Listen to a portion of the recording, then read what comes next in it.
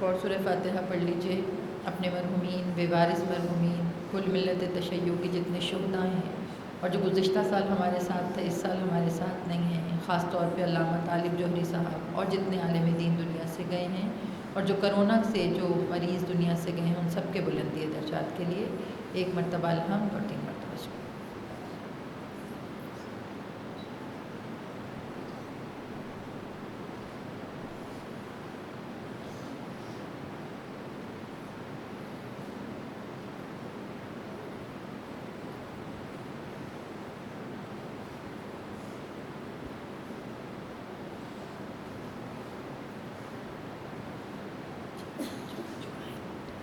درود پر محمد والے محمد۔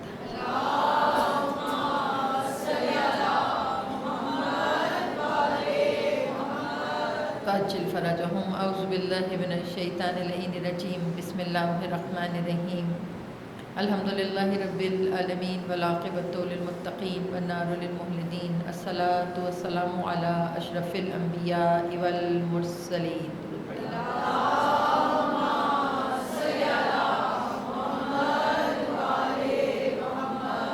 خیر المبشرین والمنذرین نبی المذنبین نبینا ابی القاسم محمد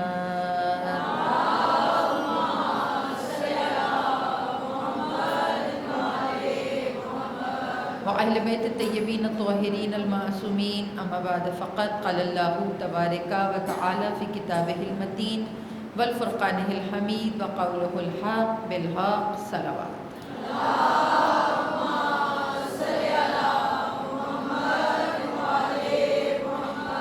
واجل فرجہم، مجلس کی قبولیت کے لیے، دعاؤں کی قبولیت کے لیے، اپنی حاضری امام وقت کی بارگاہ میں لگانے کے لیے ایک مرتبہ بآواز بلند صلوات۔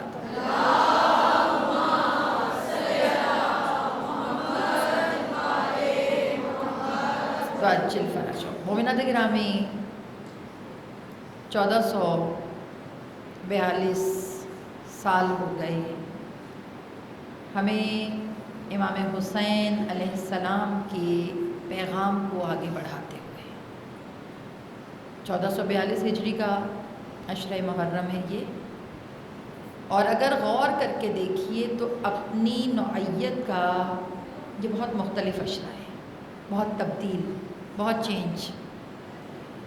اور اب تمام وہ لوگ ہیں، وہ چہرے ہیں کہ جو کئی سالوں سے اس فرش عزا سے منسلک ہیں، اس چادر سے منسلک ہیں، اور یہ جو پیغام ہے، یہ جو کربلا کا میسج ہے، اس پیغام کو دوسروں تک پہنچانے کا ذریعہ بھی ہے۔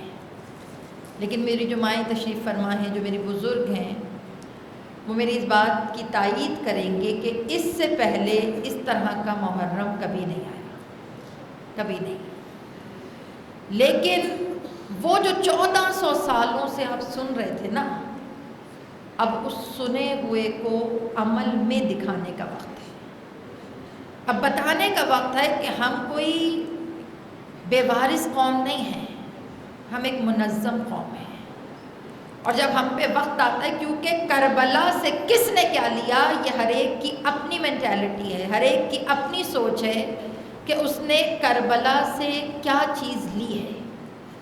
کربلا میں اگر آپ دیکھیے تو 72 لوگوں کو مولا حسین نے ایسے مرتب کیا، ایسے آرگنائز کیا کہ میمنہ پہ بھی حسینی نظر آئے، میسرہ پہ بھی حسینی نظر آئے۔ اور کمال مولا حسین کی مینجمنٹ کا یہ تھا کہ کسی نے آج تک نہیں کہا فقط 72۔ یہ جملہ کمال ہے مولا حسین کی تربیت کا کہ آج تک جب بھی کوئی کربلا کا تذکرہ کرتا ہے تو وہ یہ نہیں کہتا فقط 72۔ کبھی آپ نے سوچا نہیں وہ 72 کیسے تھے جو 4 لاکھ کے لشکر کو مٹا کر کائنات پر حاوی ہو گئے۔ ہر شخص چنا ہوا، اور آج جو یہاں بیٹھے ہیں وہ بھی چنے ہوئے ہیں۔ کبھی آپ نے سوچا نہیں؟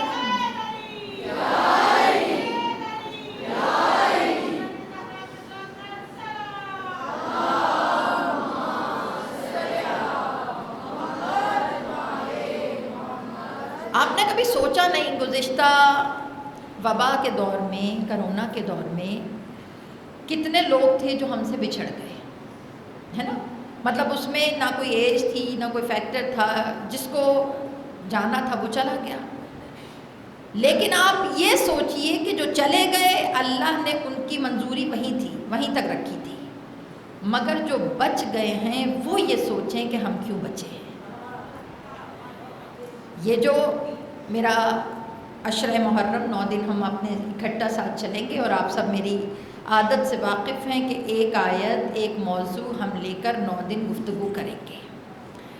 جس آیت کے زیر اثر ہم گفتگو کر رہے ہیں وہ آیت سورہ انفال کی آیت نمبر 24 ہے، 24، سورہ انفال آیت نمبر 24۔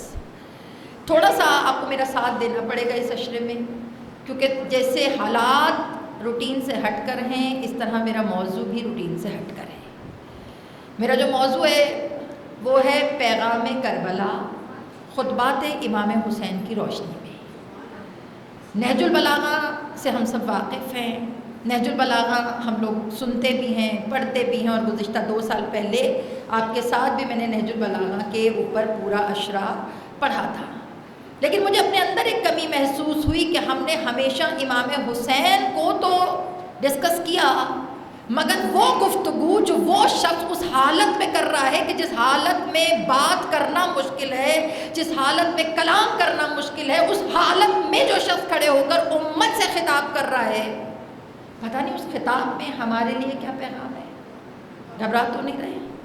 جیسے آپ نے اس سال مجلسوں کا اسٹریٹجی بدلی ہے نا، حکمت عملی بدلی ہے، اور یہ پوری دنیا کے لیے ایک میسج ہے، پوری دنیا کے لیے ایک پیغام ہے کہ حالات کیسے بھی ہوں، حالات کس طرح کے بھی ہوں، عزاداری امام حسین نہ تو کم ہوگی نہ ختم ہوگی۔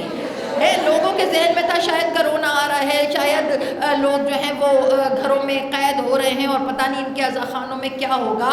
ایک جملہ کہوں، یہ حکمت عملی آپ نے نہیں بدلی، یہ حکمت عملی حسین کی ماں نے چینج کی ہے۔ جناب سیدہ نے یہ حکمت عملی بدلی ہے، اور جیسے آپ کا ٹرینڈ چینج کیا، بی بی نے بھی اپنا ٹرینڈ چینج کیا ہے۔ آپ سوچیں کہ کیا ٹرینڈ چینج کیا؟ پہلے یہ ہوتا تھا سب اپنے گھروں میں تالے لگا کر عزا خانوں کو آباد کرتے تھے، عزا خانوں میں آتے تھے، اور بی بی عزا خانوں میں آ کر سب سے پرسہ لیتی تھی۔ مگر اس دفعہ جناب سیدہ نے حکمت عملی کو بدلا ہے۔ یہ جو سوشل میڈیا کے تھرو مجلس جا رہی ہے، یہاں پر اگر 3000 ہوتے تھے، اس وقت دنیا کے چپے چپے پہ یہ پیغام جا رہا ہے، اور جتنے لوگ اس وقت مجلس میں نہیں آئے ہیں وہ میری بات کی گواہی دیں گے کہ وہ اپنے گھر میں اکیلے نہیں سن رہے ہیں، ورنہ یہاں آتی تھی تو آپ اکیلے آتی تھی، اب آپ کا بیٹا بھی وہاں بیٹھا ہے، آپ کی بہو بھی وہاں بیٹھی ہے، اور اس کے وجہ سے ہوا کیا کہ بی بی نے حکمت عملی کو ایسے بدلا کہ پہلے عزادار عزا خانوں میں آتے تھے، اب سیدہ آپ کے گھر کو عزا خانہ بنا رہے ہیں، اب سیدہ نے آپ کے گھروں کو عزا خانہ بنا دیا ہے۔ جس کے گھر میں سوشل میڈیا کے تھرو اس وقت مجلس ہو رہی ہے، سلام ہے آپ کو کہ آپ، ہم تو یہاں بیٹھ کے پڑھ رہے ہیں نا، آپ یہاں بیٹھ کے سن رہے ہیں، لیکن جو گھر میں سن رہے ہیں نا، ان کے دل میں ایک تڑپ ہے، ان کے دل میں ایک جستجو ہے، ان کے دل میں ایک غم ہے۔ لیکن سیدہ نے آپ کے غم کو کیسے پورا کیا ہے؟ سیدہ کہتی ہے نا، تم میرا کام کرتے ہو، میں تمہارا کام کرتی ہوں۔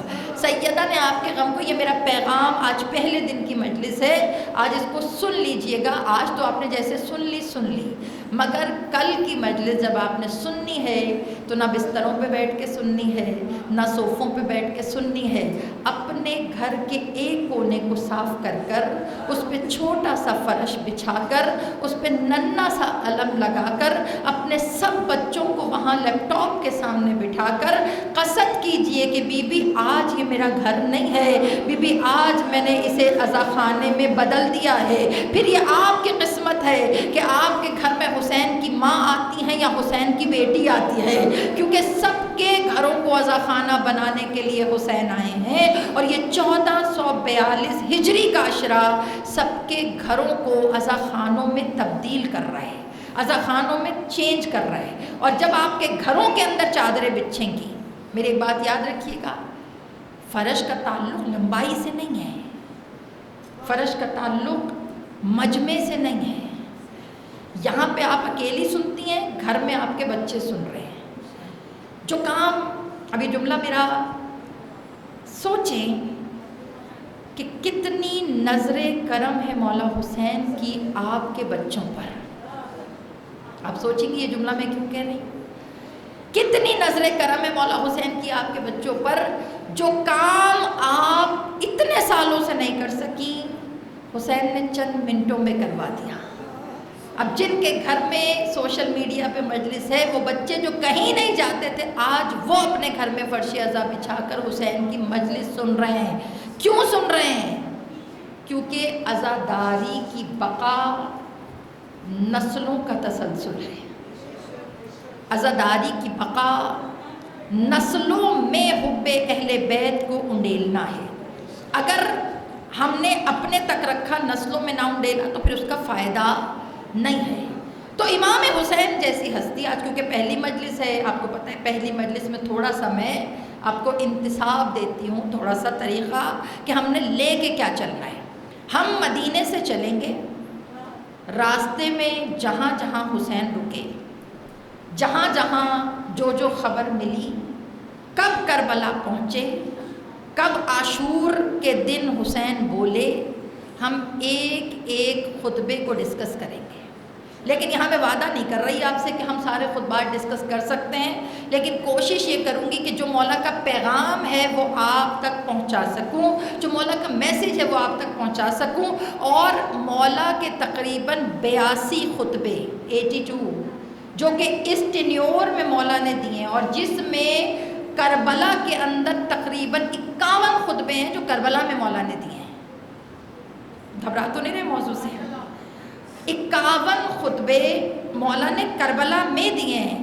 ہرائے خطبہ دیا، لشکر آیا خطبہ دیا، شمر آیا خطبہ دیا، پھر اس کے بعد کسی اور کا لشکر آ رہا ہے، مولا خطبہ دے رہے ہیں. لیکن ایک جملہ یہاں پہ انڈرسٹینڈ کیجئے گا کہ مولا کے ہر خطبے کا آغاز توحید سے تھا. ہر خطبے کو الحمدللہ الذی جعلنا کے حمد ہے اس خدا کے لیے جس نے ہمیں قرار دیا، جس نے ہمیں بنایا. میں نے کہا مولا حسین یہ کربلا ہمیں درس کیا دے رہی ہے؟ مولا یہ کربلا ہمیں بتانا کیا چاہتی ہے؟ تو مولا حسین نے جو جملہ دیا، مولا نے فرمایا کہ کربلا کا پہلا درس کوئی کمپرومائز نہیں ہے خدا کی ذات پر. ہم نے مسلسل میسیجز کو لے کر چلنا ہے. سورہ انفال کی آیت نمبر 24، اور ہمیشہ کی طرح پڑھوں گی میں دیکھ کر. اس آیت کو ذرا سوچئے گا کہ کس قدر حسین آیت ہے. ارشاد کردگار ہو رہا ہے کہ یا ایھا الذین آمنوا استجیبوا للہ وللرسول. اس کے بعد فرما رہے ہیں اذا دعاکم لما یحییکم واعلموا ان اللہ یحول بین المرء وقلبہ وانہ الیہ تشرون. یہ جو آیت ہے سورہ انفال 24ویں آیت. سورہ انفال کی ایک کوالٹی، ایک صفت آپ کو بتا دوں کہ سورہ انفال کی صفت ہے کہ اگر کسی کا مال کہیں پر پھنسا ہوا ہو، کہیں کوئی قرض واپس نہ کر رہا ہو، یا کہیں پر دے کر بھول گئے ہوں، تو آپ سورہ انفال پڑھ کر اگر خدا سے دعا کریں تو وہ پھنسا ہوا آپ کی جو تمام پراپرٹی یا جو بھی چیز ہے وہ مشکل آسان ہو جاتی ہے سورہ انفال کے صدقے میں. یہ جو آیت ہم نے پڑھی ہے، اس میں بات کیا کر رہا ہے پروردگار کہ یا ایھا الذین آمنوا، اے لوگوں جو کہ ایمان لے کر آئے. اس کے بعد اللہ کہہ رہا ہے کہ دیکھو یاد رکھو کہ جب تمہارے لیے رسول آواز دے، تمہیں پکارے یا کوئی چیز کا حکم دے تو تم اس کو لو، تم اس کو پکڑ لو. اب میں کیوں پکڑوں؟ سوال ہے کہ میں کیوں پکڑوں؟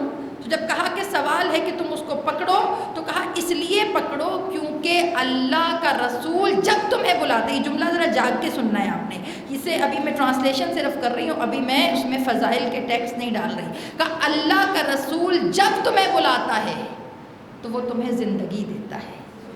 یحییکم، رسول تمہیں بلا کر زندگی دیتا ہے. میرا موضوع یہاں تک ہی ہے، اس کے آگے بھی آیت ہے کہ تمہارے دل اور دماغ کے درمیان جو چل رہا ہوتا ہے اس کی سب کی خبر اللہ تعالیٰ کو ہے. یعنی کہ کمال آیت ہے. اللہ بیان فرما رہا ہے کہ جو دل بین المرء والقلب، کہ جو تمہاری روح اور دل کے درمیان چل رہا ہے، اللہ تعالیٰ کو اس کی سب کی خبر ہے۔ جہاں پہ تم سوچ رہے ہو، جہاں تمہاری مینٹیلٹی جا رہی ہے، جہاں پہ تمہارا ذہن جا رہا ہے، جو دل میں ہے وہ بھی خدا جانتا ہے، اور جو روح کے اندر ہے وہ بھی خدا جانتا ہے۔ یعنی کہ عجیب آیت ہے کہ رسول جب تمہیں بلائے تو تم آؤ۔ اللہ کا رسول تمہیں کیوں بلا رہا ہے؟ کیونکہ وہ تمہیں زندگی دینا چاہتا ہے۔ میں نے کہا یا رسول اللہ اب رسول کہاں؟ جنہیں بلایا انہیں زندگی دے دی، جنہیں نہیں بلایا اب ہم لوگ رسول تک تو نہیں ہے، تو کیا یا اللہ اب رسول ہمیں نہیں بلائے گا؟ تو آواز آئی ہر دور میں اگر رسول نہیں ہے تو کوئی محافظ رسالت تو ہے نا۔ یہ ہم نے 9 دن اس کو لے کر چلنا ہے، محافظ رسالت تو کوئی ہے نا۔ پتہ چلا جب رسول بلاتا ہے تو تمہیں زندہ کرتا ہے، تو جب نائب رسول بھی بلائے گا وہ بھی تمہیں زندگی دیتا ہے۔ زندگی کا یہ مطلب نہیں ہے، آپ سوچیں میں ہمیشہ مسلسل ممبروں سے یہ بات کرتی ہیں کہ زندگی کا یہ مطلب نہیں ہے کہ میں کھا رہی ہوں، میں چل رہی ہوں، میں بول رہی ہوں، میں بات کر رہی ہوں، یہ زندگی نہیں ہے۔ ہمارے اہل بیت کے نظریے میں زندگی کچھ اور ہے، ہمارے اہل بیت کے نظریے میں زندگی کا مقصد کچھ اور ہے، اور وہ زندگی کا مقصد جب حسین کسی کو زندگی بانٹتے ہیں، رسول اللہ کا جملہ ہے نا کہ حسین منی وانا من الحسین، میں حسین سے ہوں، حسین مجھ سے ہے۔ اور جب یہ جملہ رسول نے کہا تو رسول نے بتا دیا کہ جیسے میں زندگی بانٹتا ہوں ویسے حسین بھی زندگی بانٹتے ہیں، اور حسین کی زندگی بانٹنے کا انداز اتنا حسین ہے کہ حسین مرنے کے بعد بھی زندہ رکھتے ہیں، مرنے کے بعد بھی زندہ رکھتے ہیں۔ مولا حسین کی جو ذات ہے، ہم ان 9 دنوں میں مولا حسین کی حکمت عملی کو پڑھیں گے، حکمت عملی کو دیکھیں گے۔ ویسے ایک بات بتا دوں، جب انسان مولا حسین کا جو انداز انتخاب ہے نا، چننے کا طریقہ، وہ تھوڑا ڈیفرنٹ ہے۔ اللہ کے پاس جب آپ جاتے ہیں نا، خدا جب آپ کو چنتا ہے تو خدا جب آپ کو چنتا ہے، خدا جب آپ کو پکارتا ہے تو اس کے لیے پہلے آپ کی جستجو ہونا ضروری ہے۔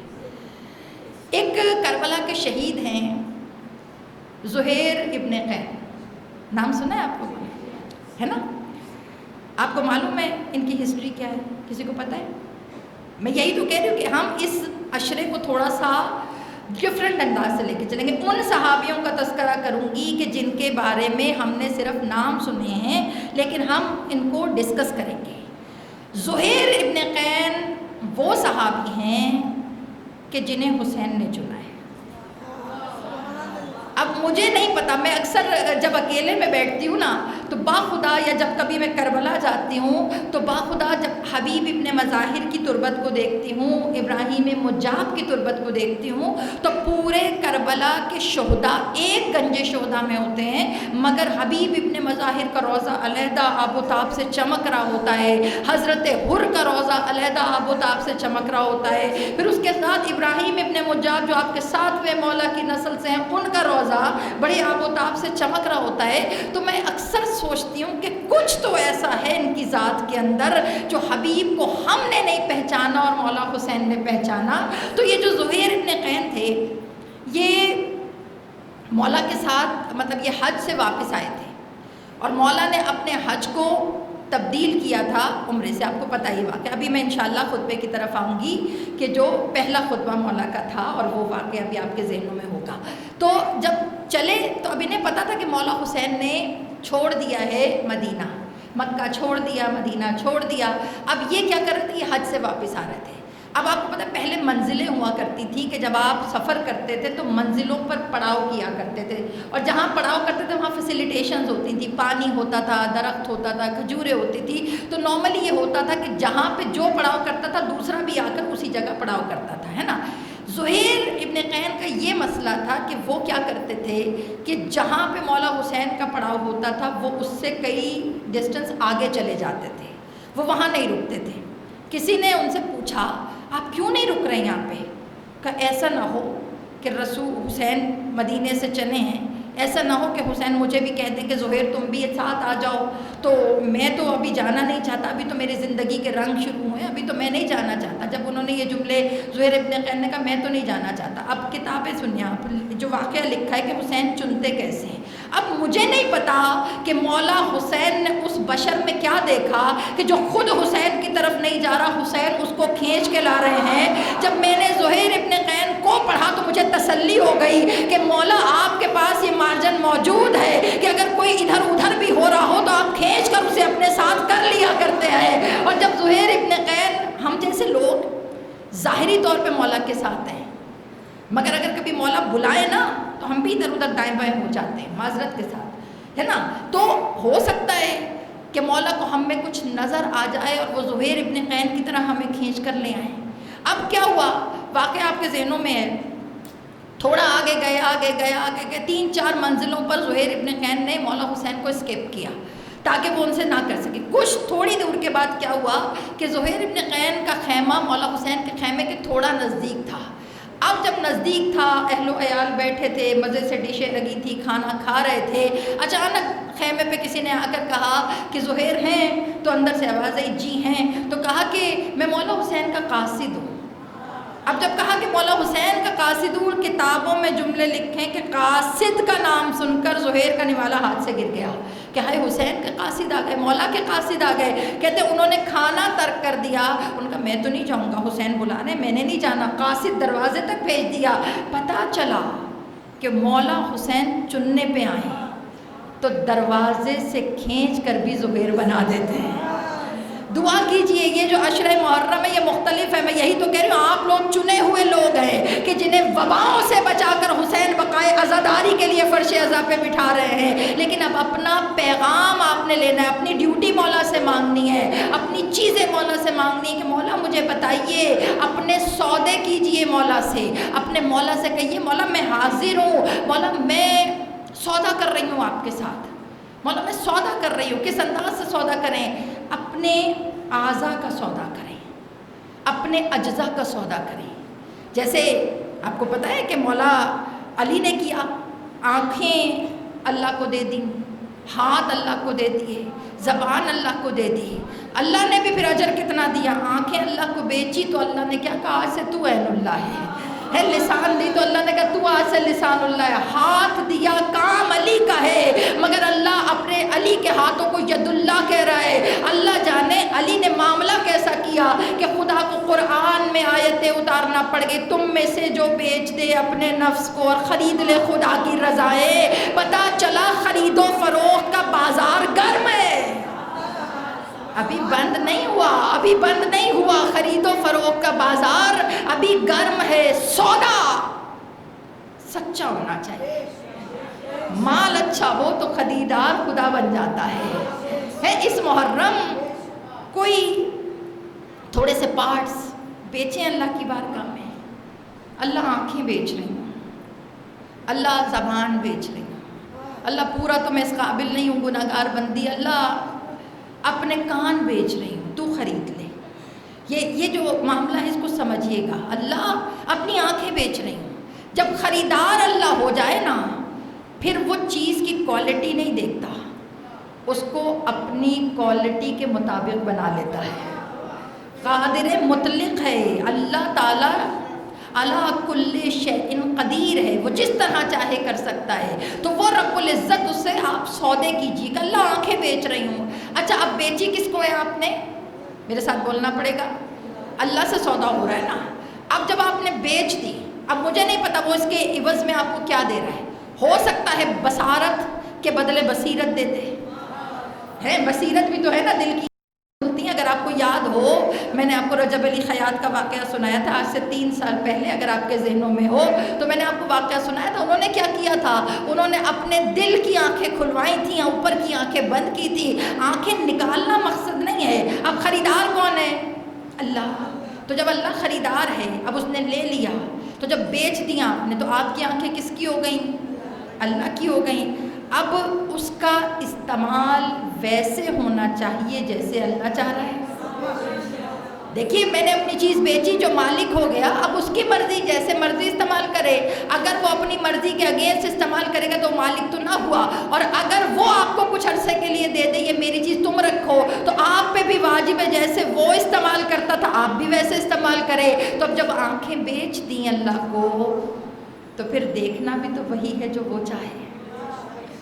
اگر زبان بیچ دی اللہ کو تو پھر اس سے بولنا بھی وہی ہے جو وہ چاہے، کیونکہ رب العزت پروردگار عالم اگر خریدار بنتا ہے تو پھر سودا آپ کو کھرا دینا پڑے گا، پھر آنکھوں پہ پابندی لگا دینی پڑے گی. اللہ وہی دکھا کہ جو تو دیکھنا چاہتا ہے. جب اپنے اندر خود نفس کو بلند کرو گے نا پھر خریدار حسین بنیں گے.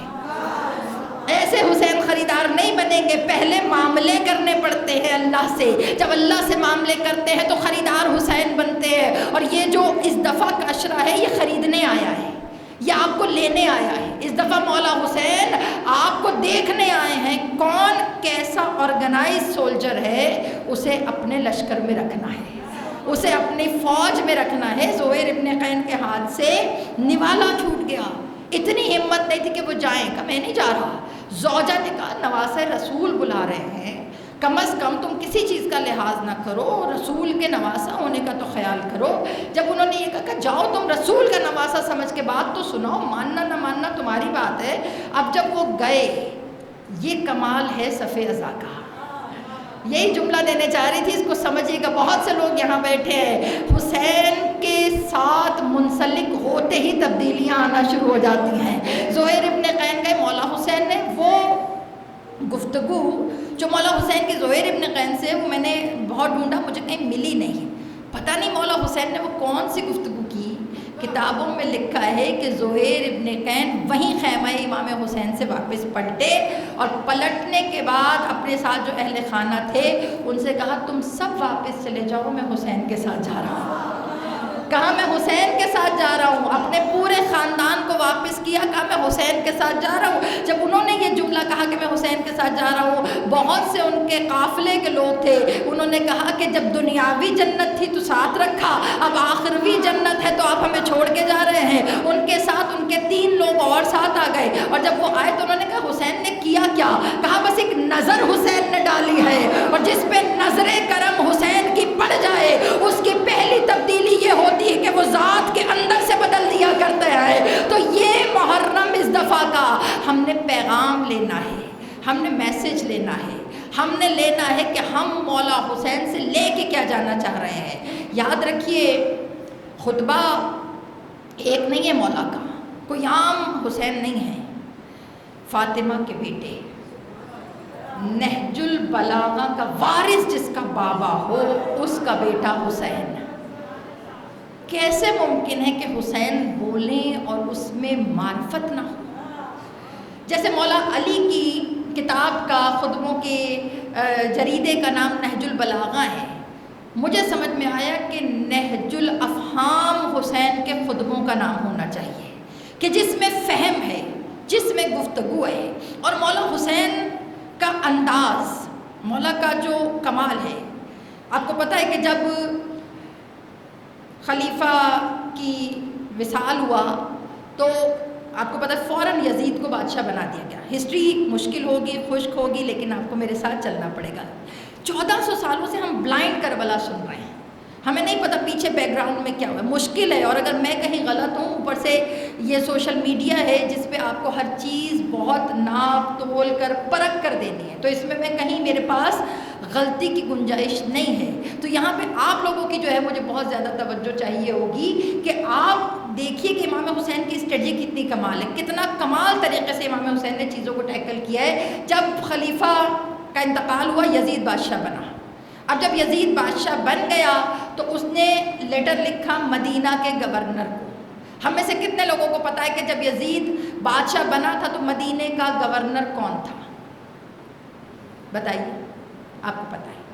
ٹھیک ہے، میں یہی کہہ رہی ہوں کہ ہم نے دیکھنا کہ مولا حسین کا پہلا مکالمہ جس شخص سے ہوا ہے کیا وہ اس کیلیبر کا تھا کہ وہ مولا حسین کے درمیان آتا یا ان کے مقابلے پہ کھڑا ہوتا. ولید بن عتبہ جب مولا کے سامنے آیا اس نے بلایا، یزید نے 3 لوگوں کے نام لکھ کر خط میں بھیجے کہ ان سے تم نے بیعت لینی ہے، اور اگر انہوں نے بیعت نہ کی تو تمہارے پاس اختیار ہے کہ ان کے سر کو کاٹ کر ہماری بارگاہ میں بھیج دو۔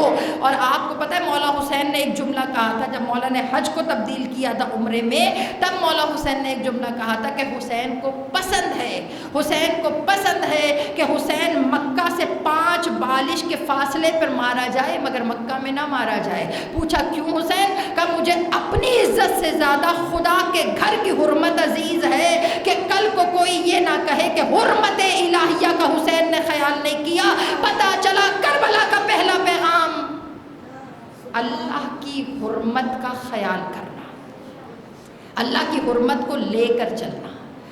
کیونکہ ہمارے پاس اب وقت محدود ہے، انشاءاللہ کل میں پورا خطبہ اسٹارٹنگ میں پڑھوں گی اور اس کی ڈیٹیل کے ساتھ آپ کے ساتھ چلوں گی، کیونکہ اگر میں نے ابھی خطبہ پڑھا تو آپ گھر جا کے تڑپتے رہیں گے، آپ کے اندر تشنگی رہے گی کہ حسین کہنا کیا چاہ رہے ہیں۔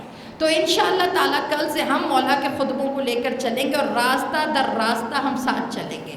اگر موضوع میں کہیں کوئی کجی ہو، کہیں کوئی کمی ہو تو آپ نے مجھے بتانا ہے۔ پہلی گفتگو جب ولید بن عتبہ کے ساتھ مولا حسین نے کی ہے، کل خطبہ پڑھیں گے، لیکن مولا کی شان اس وقت بھی بادشاہت والی تھی۔ جب بلایا، گورنر بلا رہا ہے، جب گورنر بلا رہا ہے تو مولا حسین جا رہے ہیں، گورنر مدینہ، سوچئے اہل بیت کو بلا رہا ہے۔ تو مولا حسین سے کہا گیا کہ مولا آپ کو گورنر نے بلایا ہے۔ مولا نے اس وقت اس کو یہ نہیں کہا کہ تم آؤ، مولا نے کہا حسین جائیں گے۔ کسی نے کہا مولا آپ اسے بلا لیں، اس کو آپ سے کام ہے، آپ کیوں جا رہے ہیں؟ تو مولا نے کہا نہیں، جب کام دین کی بقا ہو تو ذات کو فنا کرنے میں حرج نہیں ہے۔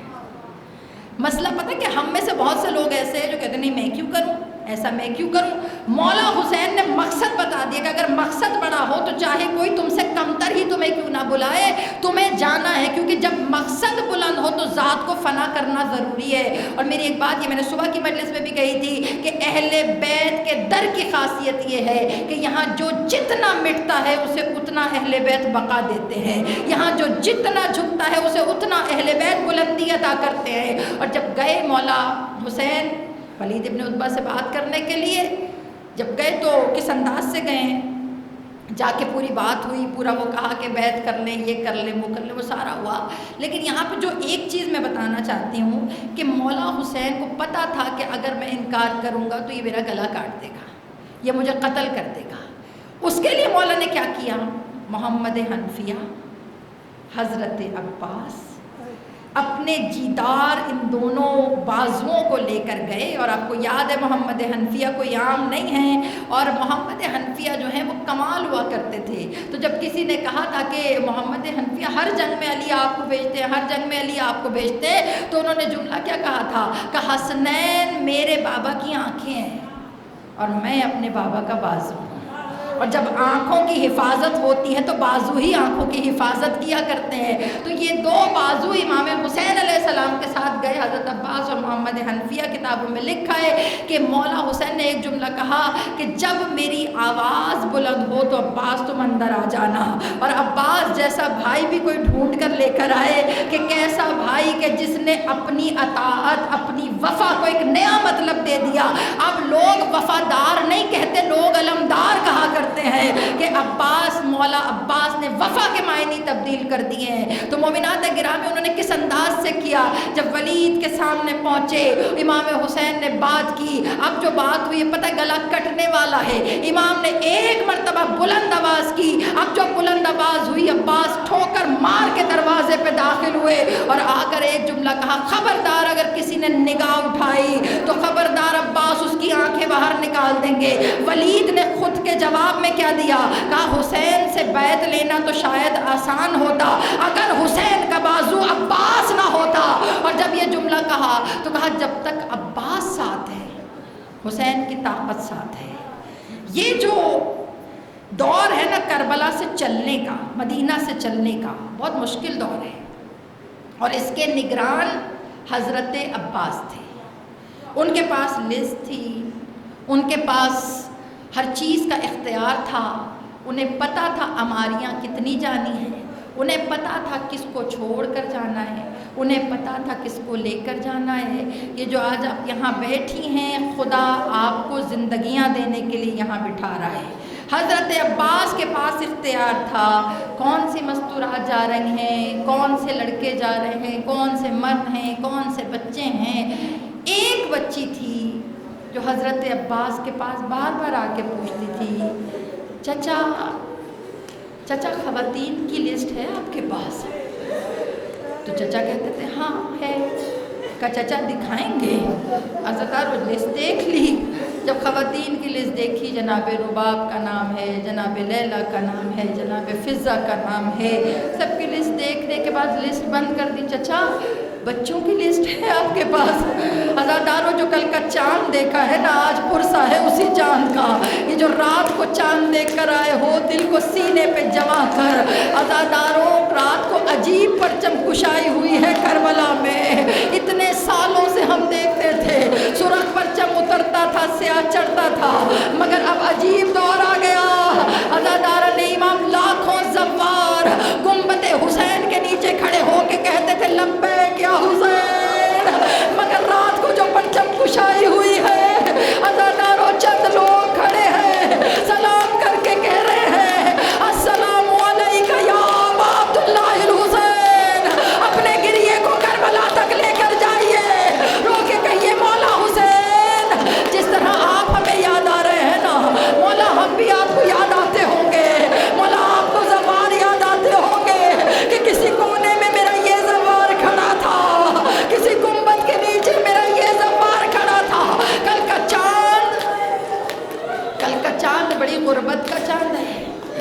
عزاداروں آپ کے لباس بدل گئے ہیں, آپ کا دل بدل گیا ہے, آپ کے دل کی دھڑکنیں تبدیل ہیں. کل کے چاند نے آپ کی زندگی بدل دی. عزاداروں وہ ننھی سی 13 سالہ زہرا, چچا بچوں کی لسٹ موجود ہے. روتی آنکھوں سے دعا کرو کسی بیٹی کو باپ سے جدائی نصیب نہ ہو. عزاداروں بچوں کی لسٹ دیکھی, سکینہ کا نام موجود ہے, حضرت امام محمد باقر کا نام موجود ہے, عزادارہ نے امام حضرت علی اصغر کا نام موجود ہے.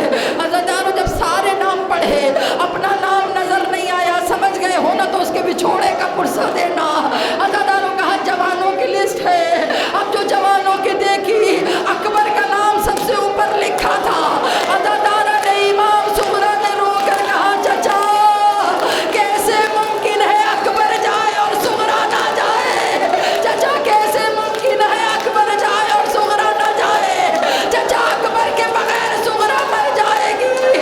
عزاداروں اسی محرم کے چاند کا وعدہ, اکبر نے بہن کا ماتھا چوما, چوم کے کہا صغرا محرم کا چاند نکلے گا, بھائی لینے آئے گا.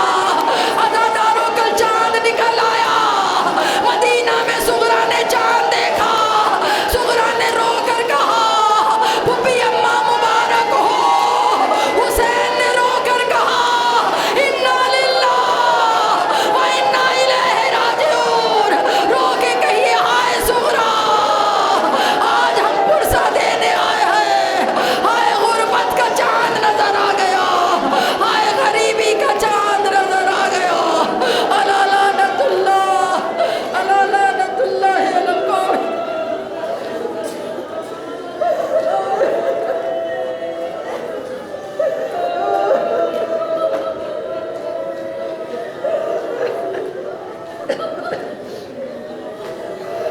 مومنات گرامی, صغرا نے یہ چاند بڑی مشکل دیکھا ہے.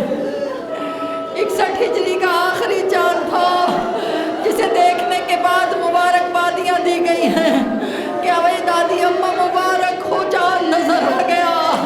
ارے 61 کے بعد سے آج تک جب بھی چاند دیکھتے ہیں عزاداروں کسی کو یتیمی یاد آتی ہے, کسی کو رباب کی اجڑی گود یاد آتی ہے, کسی کو فرش عزا یاد آتا ہے, کسی کو زینب کا کھلا ہوا سر یاد آتا ہے. رو کے کہیے مولا, مولا ہم گریہ کرنے آئے ہیں, مولا ہمارا پرسہ قبول و منظور فرمائیے. بارے الہ یہ جو وبا پھیلی ہے میرے پالنے والے تمام مومنوں کو اس سے محفوظ رکھنا. مولا اس سے ہمیں چھٹکارا حاصل کروا۔ اے میرے پالنے والے، اے رب العزت، جس رزق خیر سے مجلس ہوئی ہے مولا اتنا دیجئے کہ اس سے بڑھ کر صف اعضا بچھا سکے۔ اے میرے پالنے والے، جو پچھلے سال مومنین ہمارے ساتھ تھے اس سال نہیں ہیں، عزادارو مولا حسین کی بارگاہ میں وہ مجلس میں بیٹھے ہوں گے، مولا ان سب کے درجات کو بلند فرما، انہیں علیین میں جگہ عطا فرما، علامہ طالب جوہری صاحب کے درجات بلند فرما، اور جتنے علماء دنیا سے گئے ہیں بارے الہ سب کی مغفرت فرما۔ اے میرے پالنے والے، ہمیں ظہور کے راستے آسان کرنے والوں میں شمار فرما، اور سوائے غم حسین کوئی غم نہ دے۔